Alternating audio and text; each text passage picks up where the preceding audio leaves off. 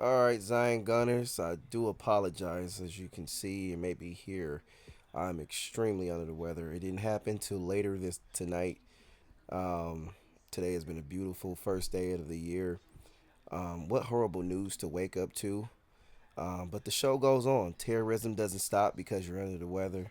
And I had to get this video done before the night was over. I'll be doing a part one or part two tomorrow or at another time. But I just wanted to address this. When I hear it, I've been listening to the officials in Louisiana because this is what I'm going to address to Louisiana car truck ramming, terrorist um, incident, terrorism attack, and I just want to first say to the FBI, this is absolutely terrible for you to say you have to hit certain metrics in order to know it's terrorism. The guy has a ISIS flag. I don't care. That's terrorism. Okay.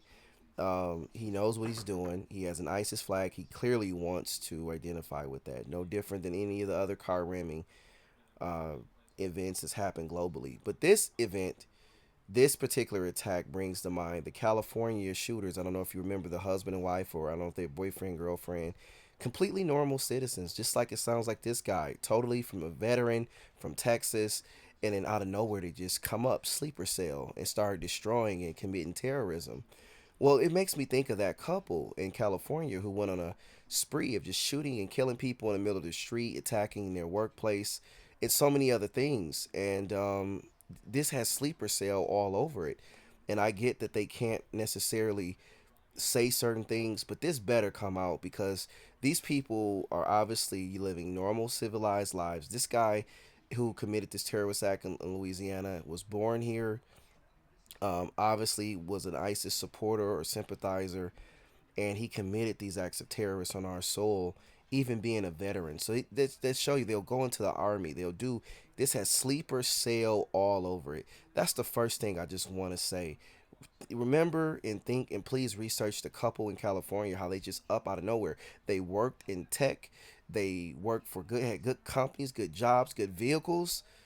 Those people out here can't even don't even have vehicles. They're struggling Americans, and these people come here, whether they're legal immigrants or not, or whether they're born here or not. They live normal lives, successful lives, and then they just out of nowhere just resorts to terrorism. So we got to understand the sleeper cell mentality, okay? And just think of that couple because that couple is very critical in California who did this. Very similar. This guy just out of nowhere, he's a veteran, and he did this. On top of the next thing I want to talk about is the guy had body armor on.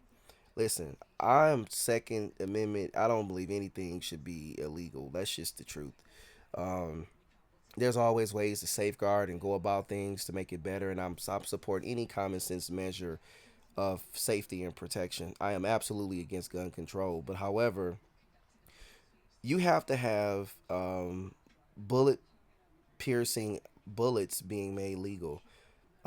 Because in this case, it could have been civilians that's had a gun shootout with this guy, and he had body armor, so we wouldn't have been able to even shoot this person. We wouldn't have been able to defend ourselves.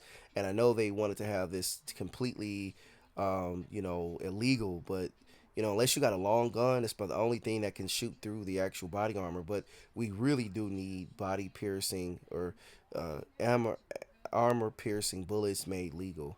Okay, so those are just two things I just want to talk about. Number one, that this has sleeper cell all over it.